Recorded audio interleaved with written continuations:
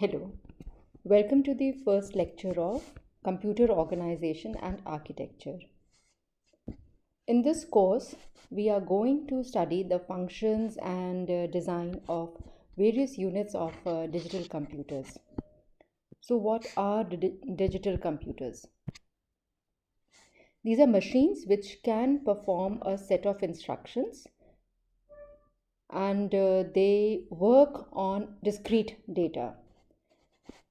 So whatever task you want them to perform, that particular sequence of instructions is stored in them in the form of a program.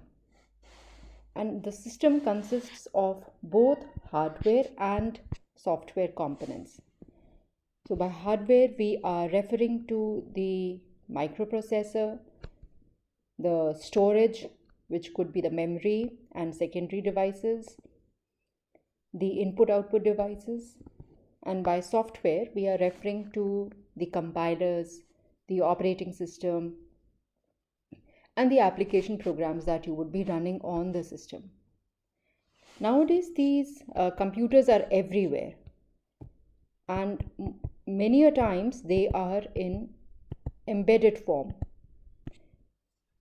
That means you do not, user does not have access to these processors. They are inbuilt in devices like in home appliances. They could be in washing machines and in microwave ovens. They could be in automobiles, your cars. They could be in industry for monitoring a certain machine. So these are they are installed with some specific program, and the user is not allowed to access that program. But when we talk about general purpose computers, the very common form is the personal computers, which you also known as PCs, also known as your desktop computers. Then come the workstations, which have more capability than your PC. They have high resolution graphics. They have more computing power, so they are used for engineering applications and scientific work. Higher up, with more processing power, come the mainframes. They are powerful computers. They have large storage capacity, and they can process bulk data. So they are used in government institutions and large organizations. Supercomputers are at the highest end of the spectrum. So they can perform large-scale numerical calculations. They would be having multiple functional units, and they are used for high-end applications like weather forecasting and design and simulation of aircrafts. The computer systems can be visualized as having multiple layers. At the lowest layer, you would be seeing the digital logic layer, which talks about your digital circuits, gates, and flip-flops. Below this, you would be having the transistors. Okay, you could go to the transistor level. So at the digital logic layer, we say that the machine can only understand the machine language. At this layer, the machine understands only the machine language, which in today's scenario is binary, bits, zeros and ones.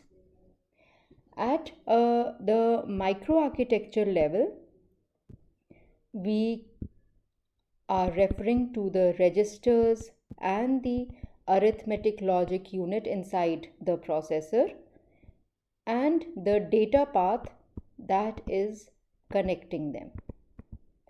So what are registers? Registers are a collection of flip-flops. They can store data. So if we say that it is a 16-bit register, that means that register can store 16 bits of data. If it is a 32-bit register, it stores 32-bit of data. And these, in the processor, there are many registers which are locally available there to store operands and to store intermediate result and for high-speed access by the ALU. Higher up is the instruction set architecture, which is also referred to as ISA, and this ISA gives you the machine instruction set. So this ISA will specify what are the machine instructions that can run on that particular microarchitecture. So only these machines will be able to run on this microarchitecture, which belongs to a particular processor. Each manufacturer of a processor will give this manual, will give this ISA, which specifies that these are the instructions that can be run. Now all these resources are managed by a system software which is called the operating system. So this operating system is like a manager for the whole system, and it handles all the resources and its allocations. The user is not allowed to access the resources directly. It is always via the operating system.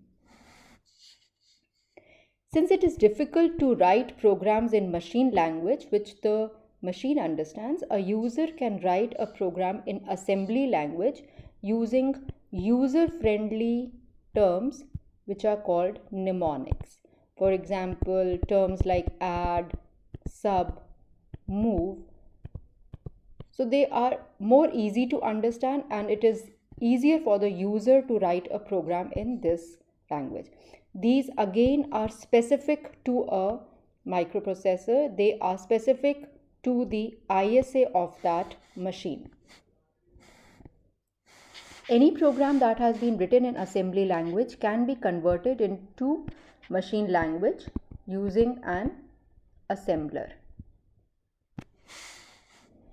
A user can also write program using a high-level language like C, C++, Java, Fortran, Pascal. Okay. Now, this high-level language is independent of the machine, versus as compared to the assembly language, which is dependent on the kind of processor that you want to run the program on. The high-level language is not dependent on the machine, and that is why these programs are portable and can be run on any machine. Any program which is written in a high-level language can be converted into an assembly language program by using a compiler. So the compiler will convert the high-level language program into an assembly language program, and the assembler will convert the assembly language program into finally the machine language. Each layer over here acts like a virtual machine, in the sense that it provides abstraction to the layers below. So whatever layer that we are working on or designing or planning, though it needs coordination with the layers above and the layers below, but for understanding point of view, it can always hide the details lower that layer. Let us come to the differences between architecture and organization. So architecture deals with what a computer does. What are the machine instructions that it will be performing? What are the functions of that computer? How it will do it? How it will perform those functions? That is the part of the organization.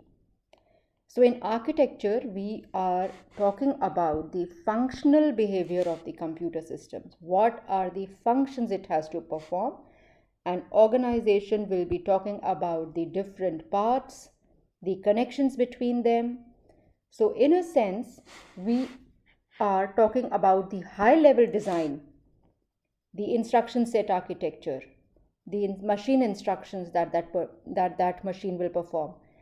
And here come the hardware part, the low-level design. As we saw in the previous slide, it deals with the low-level design. So architecture will be talking about logical entities like instruction sets, how many registers will be there, what will be the data types that will be supported, whereas organization will discuss the physical units, which are the circuit designs, the peripherals. Peripherals are the devices that are connected to the computer system, like your input output devices. Okay, so the architecture has to be decided first before the organization can be decided. Once we know what the system is supposed to perform, then only the organization can be finalized. It can be similar to the building of uh, an apartment, a building. So the plan of the building is decided first before the actual construction begins. So this analogy can be taken for architecture versus organization. So architecture is the plan and organization is the actual construction of that particular machine.